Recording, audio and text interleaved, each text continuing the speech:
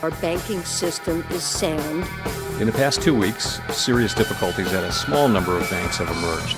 These banks are safe. All depositors' savings in the banking system are safe.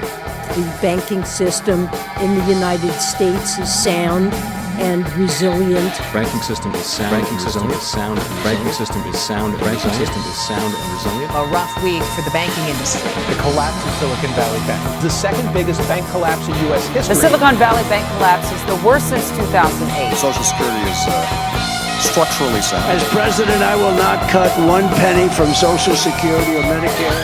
There's an imminent disaster waiting. I mean, that's where we're headed. 2 balls, 2 strikes to Bryce Harper. Suarez delivers. Swing and a drive. Left field. It's deep. It's going. Yes! And it is gone! Yes! It is bedlam at the bank as Bryce Harper has put the Phillies on top. Thank you for tuning in to podcast number 3 of Bogus Banks, Behemoth Bubbles, and Baseball Betting. I'm your host, Chase Goldman, and I first want to address why it's been so long since we did our last podcast. I think it's been about 4 months, I'm guessing, since the first 2 podcasts that I did within the same week. Well, this is episode number 3, 4 months later, and it's because I had a crisis I wasn't expecting that just fell in my lap in my business. I'm self-employed. I've been self-employed for 23 years. And Google handed me a crisis this year that I did not see coming, and I went through hell. Literally, last March is always a bad month for me, just because of the business I'm in, but this last March was by a landslide the worst. And so I think Google's declared war on small business along with the U.S. government. If you think about the people who employ the illegals, it's predominantly small business. There might be some meat packing plants maybe here and there, maybe some hotels, some bigger businesses that people wouldn't call small business. But by and large, most of those people, the guys working in the kitchen, the guys doing the roofing, the guys cooking the food, bussing tables, working at Subway, mowing the lawns, pouring concrete, those guys are working for small business. And so, yeah, I feel like there's a war on small business, and because we make up less than 1% of the population, nobody gives a shit. So, we got no representation whatsoever. But I'll just leave it at that. So that's where I think things are going here in the United States. Not very bullish on the U.S. economy right now. So let's talk about the baseball betting. So we've had a good start to the year.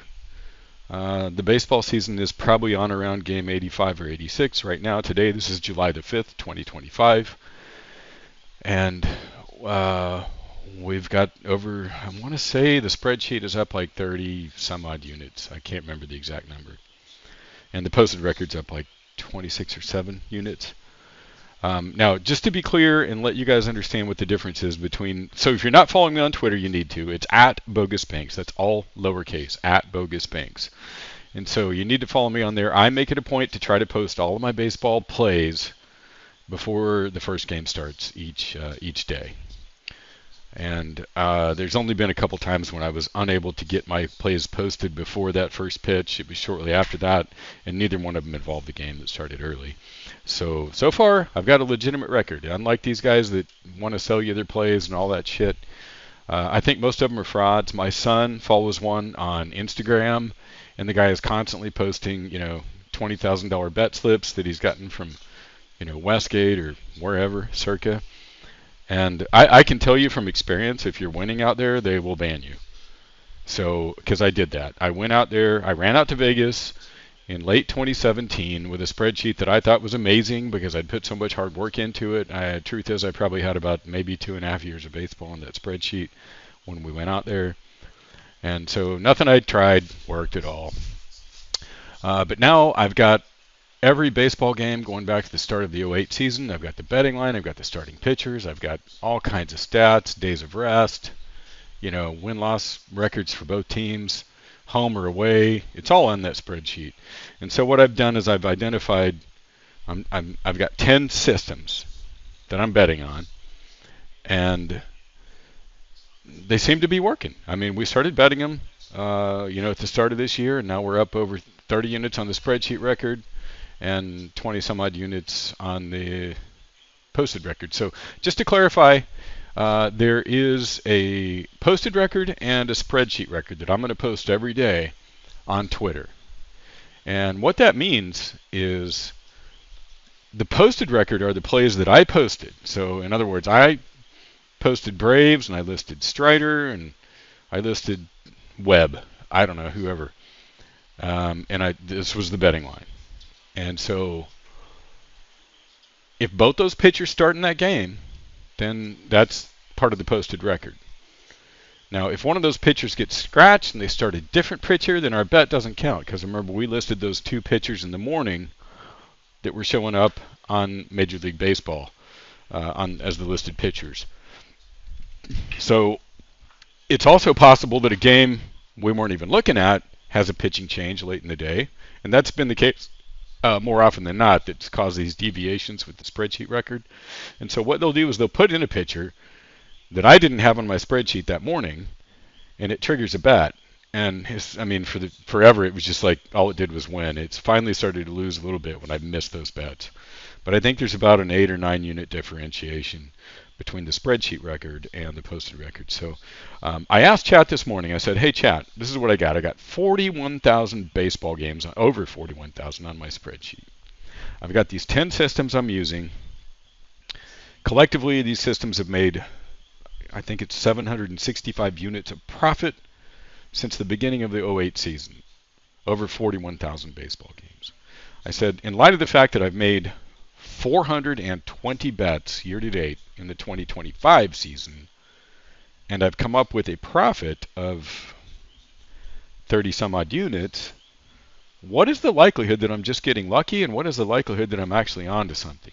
It thinks there's an 80 to 90% chance that I'm onto something. It said that when I get to 1,000 units, then that likelihood would increase to about 99%. That's what chat said. Now, I don't trust everything chat says. The other day I asked it how many Major League Baseball teams are in the EST time zone.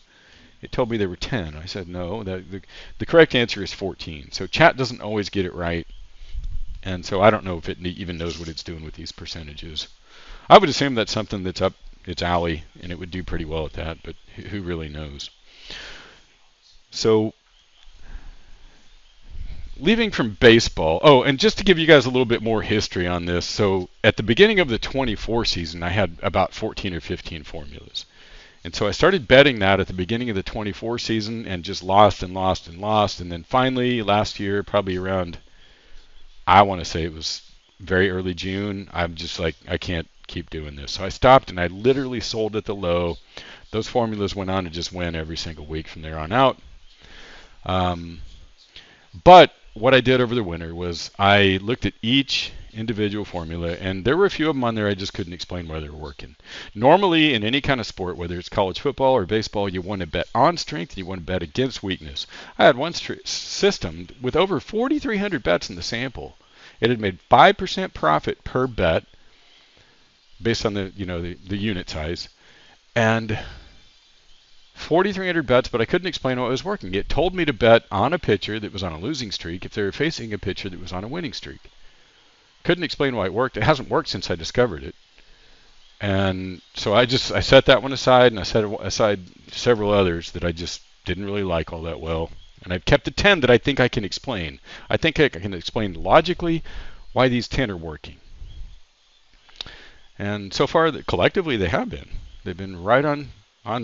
We're right where, we're shooting par golf as far as I'm concerned, right where we should be. But if we can get 1,000 bets under the belt, then I'm going to have to really consider moving to Vegas and trying another go at that. So just to give you guys a little bit more history on what I started out on, I had my System A in college football, and Crystal and I would just fly. We would book a last-minute flight on Spirit. They'll fly you from Dallas to Vegas for $24.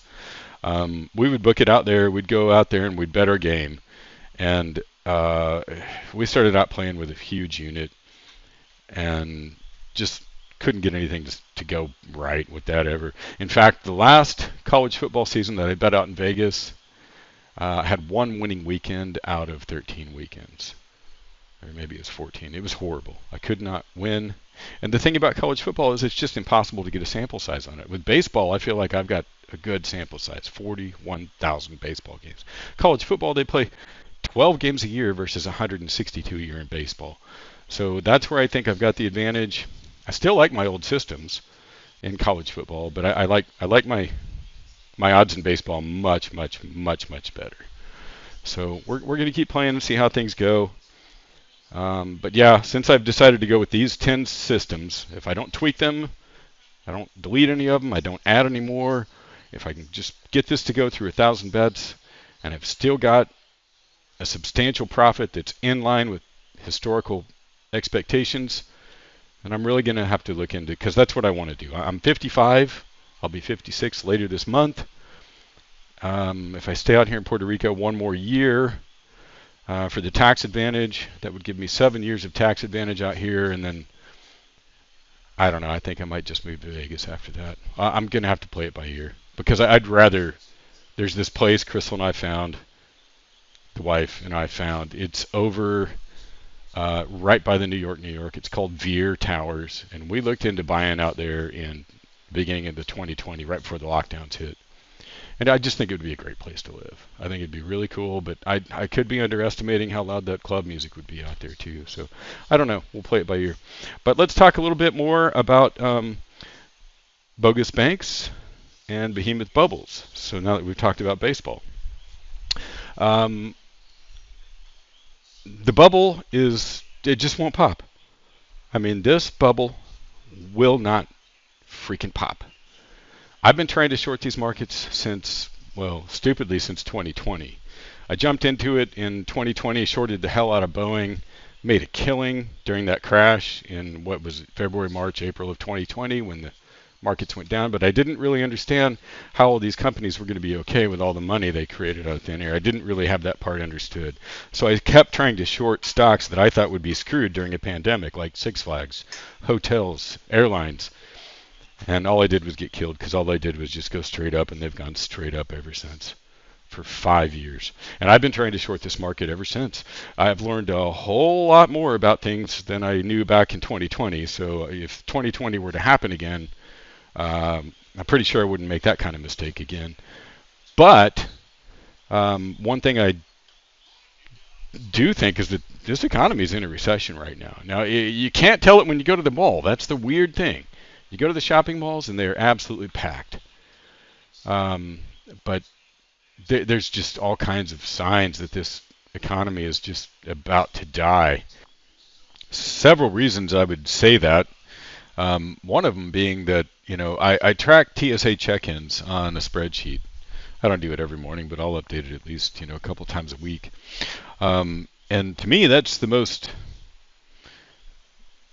probably the best way to keep an eye on what the U.S. economy is really doing.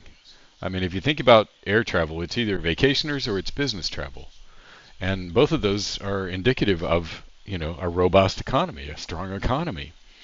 And so a year ago, TSA check-ins were up 6% year over year. Today, for the first 6 months through June, they're down 0.2%. And I started watching this, and the amazing growth just petered out in October, November. And I told one of my friends up in San Francisco, I messaged him, I said, I've never been more bearish on the U.S. economy than I am right now. But then what happened was December came in really strong for TSA check-ins. And then January was pretty strong too, but not nearly as good as December. And then it just went right back to where it was. And now they've turned negative. So for the last, I think 3 months, they were down I'm going from memory. I think the last 4 months were down 0.2%, down 0.4%, down 1.5%, and down 1.6% year over year for the months. That would be, I guess, February, March. No, it'd be March, April, May, and June. I'm going from memory, but that's pretty close. But anyway, they've turned very negative. They're looking bad in July so far too, but we've only got like 3 days of July in so far. And plus, when you get into a holiday like that, the comps really get unequal, because remember, you're comparing today's Saturday to a year ago's Saturday, the same weekday, because there's heavy travel days, there's light travel days. Tuesday, Wednesday, and Saturday are light travel days. So you want to compare all your weekdays to the same weekday a year ago. And when you've got a holiday that's not, I guess the 4th of July only would have been one day off. But anyway, we need to get through this little period and see where things are, maybe around the 10th of July. But it doesn't look good. Not only that, Daniel DiMartino Booth has been reporting that bankruptcies are tracking as bad as they ever have, I think, since the GFC, the Great Financial Crisis. Corporate bankruptcies, I believe, is what she said.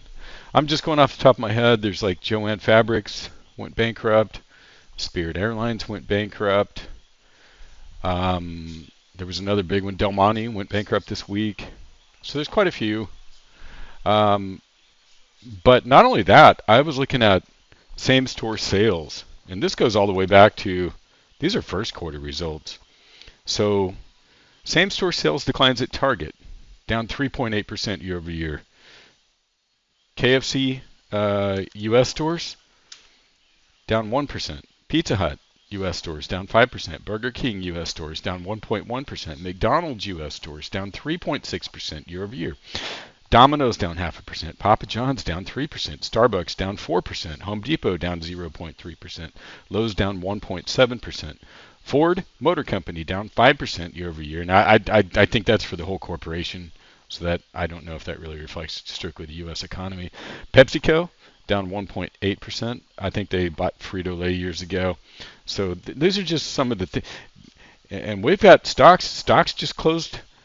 S&P 500 and Nasdaq both closed at an all-time high on Friday or on Thursday, July 3rd. And the Dow is, within 0.5% of an all-time high right now. I think the bubble's going to pop. I think earnings are going to matter. Everybody's fixated on NVIDIA and their 69% year-over-year revenue growth with a $3 trillion market cap. I think there's probably some fraud buried down in there. Remember, Supermicro a year ago was in danger of being delisted because they're running a fraud, I think. And I think they were NVIDIA's third largest customer. So, all this magic, but at the same time, when you look at Kenneth Lay and Enron, he wasn't waving around one of these wafer chips on stage. He was just smoke and mirrors all the way. And NVIDIA's got a real product, so that it's hard to say. But oh boy, yeah, I'm not bullish on the U.S. economy right now.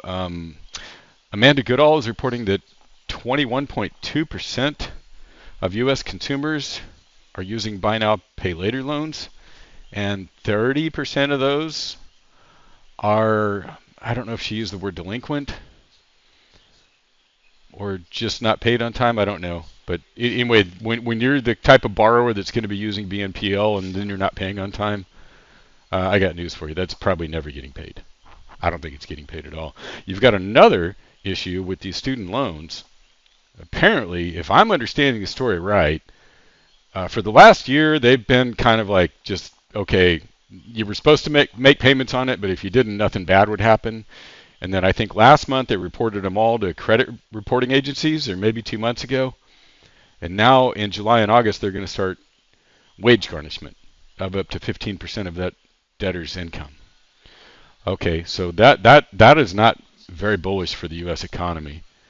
And then you've also got this crisis building up in office commercial mortgage-backed securities, office CMBS. That is at an all-time high for delinquencies. I think it's at 11.1% of those loans are now delinquent, and that was higher than it was during the GFC. And not only that, housing prices appear to be rolling over. I was just watching Todd Sox from Sox Realty. He has a YouTube channel, and he's reporting that, I think it was in April, there were 80 cities out of the 300 biggest U.S. housing markets that had year-over-year housing declines for prices. And for May, that went up to 96. 96 cities out of 300, out of the top 300, were rolling over. So housing is in trouble. I just don't see how any of this ends well. There's so many signs that this economy has just got so many headwinds. And then there's also an FHA crisis that almost no one is aware of. Melanie Wright has been reporting on that. And I think she's figured out that basically, I don't remember the exact numbers, but let's just say it was thousands of mortgage workouts were done last year, where basically the borrower is saying, hey, I can't make my payments, or sometimes she says they don't even call in and they just get letters in the mail that says, hey, we're working out your mortgage, we're giving you a clean slate, don't get behind again, starting over. And we'll tack whatever you owed onto the end of your mortgage at the end of 30 years. We'll just extend it out, or whatever, however they do their extend and pretend. And so basically, and then there was like 14 mortgages that got foreclosed on, that had foreclosure proceedings started in 2024. So basically, you've had all these people not paying their housing payments and not paying their student loans, and now those are going to come back. This is the total polar opposite of what we saw, with all that stimulus. So one of the reasons I got my teeth kicked in is I was hearing a lot of bearish news out there, and this was probably towards the end of 22, I'm guessing. I don't remember exactly when, but what I found out was that still, at that time, they were still reimbursing renters for 18 months of rent, internet, and I think phone and electric, if they could say that they were negatively impacted by the COVID pandemic. And so those renters, got all that money. And so I was short the market, and I couldn't understand how is it possible I still go to restaurants and they're completely packed? And, and I was also seeing and hearing a lot on YouTube about all these problems in the economy. But that was how they were doing it at that time. Then, a year later, Daniel DiMartino Booth started reporting on ERC credits, employer retention credits. So small businesses, they were advertising, I guess, on CNBC and TV channels. Hey, call us and we'll help you get your ERC credits that you're rightfully entitled to, and blah, blah, blah. And so basically they'd file for this refund with IRS, and IRS would give them, God, I want to say it was like $21,000 per worker or something like that. It was a lot of money. If I guess if you didn't lay your workers off during the pandemic, you got all this free money from the government. They've shut that down. But then the other thing I was missing was, all this, the Darien Gap and all those border crossers that were coming up here, immigration. So there were a lot more people coming in, and they were not just coming in broke and penniless. Apparently, the government was giving them a lot of money to come up here. And so you had that headwind also as a short in this market. My entire thesis has been, and still remains, consumers have had all their costs go up, and they're struggling to make ends meet. And so they're going to have to cut back on discretionary money spending, and that's going to crash the economy. Well, I think that might be finally starting to happen. But, right before I started the podcast, I was asking Chad about all these companies that I think I just read them off: Home Depot, PepsiCo, Ford, all these, sales declines, year-over-year sales declines.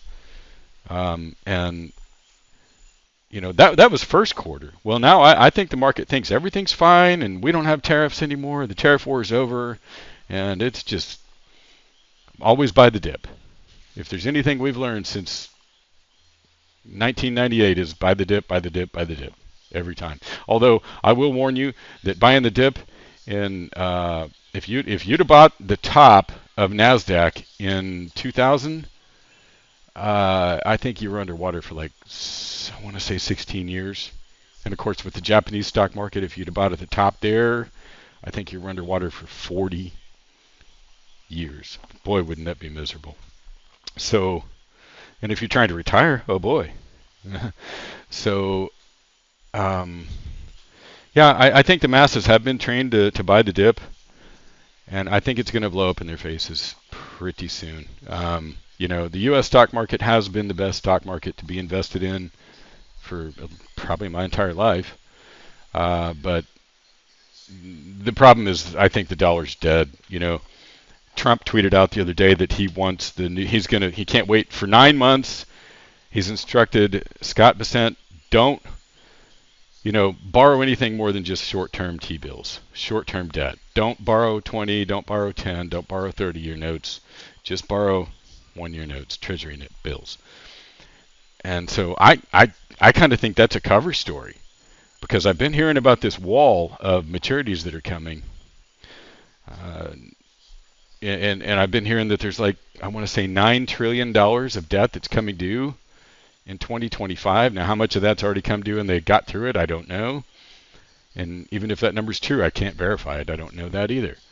But what I do know is that since the Fed began quantitative tightening, and for those of you that don't know what that term means, basically it's the opposite of quantitative easing, and they made up that word to cover for the real word, which is inflation. So when the government prints money or needs to borrow money, like for the CARES Act, so they can send out stimmy checks to everybody, and they don't have the money, they have to borrow it, and the rest of the world won't loan it to them. What they do is they have the central bank, which is the Federal Reserve, print that money out of thin air. Just go into a keyboard, type it in there, and make it. And everybody gets their money.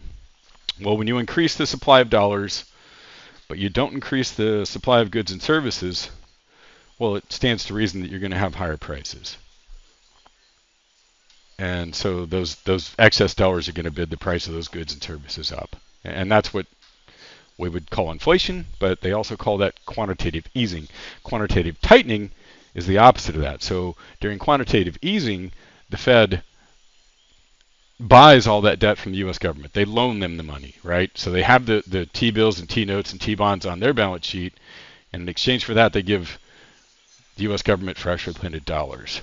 Okay, and quantitative tightening is kind of the opposite of that. So now the Fed has this T-note or T-bond that is from the U.S. government. It's a debt instrument, and now they're going to go sell that into the open market. And so that adds selling pressure, which should help to lower the price of the bonds, which would cause higher yields. That's called quantitative tightening. And so since they started quantitative tightening, and you can Google this, if you type in H.4.1 onto Google, you'll find this report. It's the Fed's report, and you can go by there, and I've looked at it on my spreadsheet. And basically, since quantitative tightening began, the Fed has been a net buyer of U.S. Treasuries maturing in over 10 years. They've added to their balance sheet in that category. And in fact, they've bought about 10% of all U.S. Treasuries that were issued that mature in over 10 years. So they call that borrowing on the long end because they're long-term loans, 20 to 30-year loans. The U.S. Treasury, the Fed has bought about 10% of all that long-dated debt, which means that had they not bought that, prices for those bonds would have gone down and yields would have gone up. So that's not good. So now Trump is saying, hey, don't borrow on the long end at all, only borrow on the short end.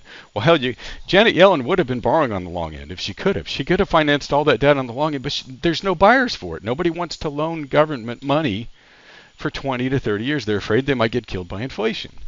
And I think they're totally going to be right, because when you think about where the national debt is right now, we ended the year at $36.2 trillion. We're probably going to end this year at $38 trillion. Assuming there's not a crisis and they have to borrow even more, which is very likely. I think the banks are going to need a bailout. But even if they don't, they're going to be $38 trillion in debt this year. Already the interest expense on all the money they borrowed is getting very, very close to, it's over 20% of what the government spends. And I think it's coming very close to 25. I believe that once a government gets to where it's spending 25% of all its, income on interest expense, that's the debt spiral, and there's no escaping it. And I think we're there now. I think there's no getting out of this mess, especially with this big, beautiful bill they just passed that's not going to cut any spending. They're going to keep spending the same. And so I just listened to a podcast with David Rosenberg, and he thinks that basically what we've done now, even though this continues the deficit spending, the stimulus isn't there anymore. So basically the interest expense has replaced the stimulus expense. So there's no more stimulus for the U.S. economy on this big, beautiful bill. And plus, if you deport all the people that Trump I don't know. He goes back and forth. Well, we don't want to hurt the farmers. Remember that. But if they do deport all that, oh my God! Just in my hometown alone, that would bankrupt a lot of apartments and shopping centers, because those people, if they were gone, there's nobody there to pay rent. There's nobody there to go to those Mexican grocery stores. Those are just going to be vacant shopping centers, and there's a bankruptcy that's going to wind up on a bank's balance sheet somewhere. A lot of those rent houses would wind up on bank balance sheets.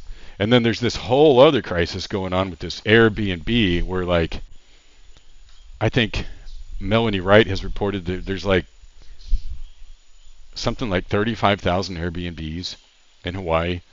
And there's so many people that have so many Airbnbs, and a lot of them are not cash flowing right now, and they want to get out, so they're hitting the sell button. I'm not bullish on housing. I think housing is going to go down, and I think it's going to go down a lot. And office commercial real estate is already screwed. The last man standing seems to be, shopping centers, retail outlets, and shopping centers. They seem to be, that's where I'm like, every time I as a bear, as someone who's betting against this market, everything I read about and see on my computer and on YouTube and on Twitter looks pretty intriguing and in favor of a bear thesis. But then I go to the shopping mall and the place is just completely packed. Absolutely packed. So I don't have it all figured out, but I do think gold is about the only way to go on this thing. I don't know how you can think that this bubble in stocks is going to last forever. I just don't see it. And, if AI starts replacing jobs, and IBM announced they're going to lay off 9,000 people, and there's a lot of speculation that those jobs are going to be replaced with AI. If that's going on, oh boy, stick a fork in it. This economy is done. So we'll just have to see what happens. But I don't see how in the world, gold can go down a whole lot from where it's at now. It's had a hell of a year already. We're at $3,350 an ounce, give or take. And, could it go below 3,000? Maybe, but I just don't see how. What's the catalyst? What's the news that's going to happen? Is the interest on the national debt going to get better? None of it makes sense to me. I don't know who buys U.S. Treasuries to begin with. I don't even understand the market. So anyway, that's it for tonight. Thanks for listening, and we'll see you back on episode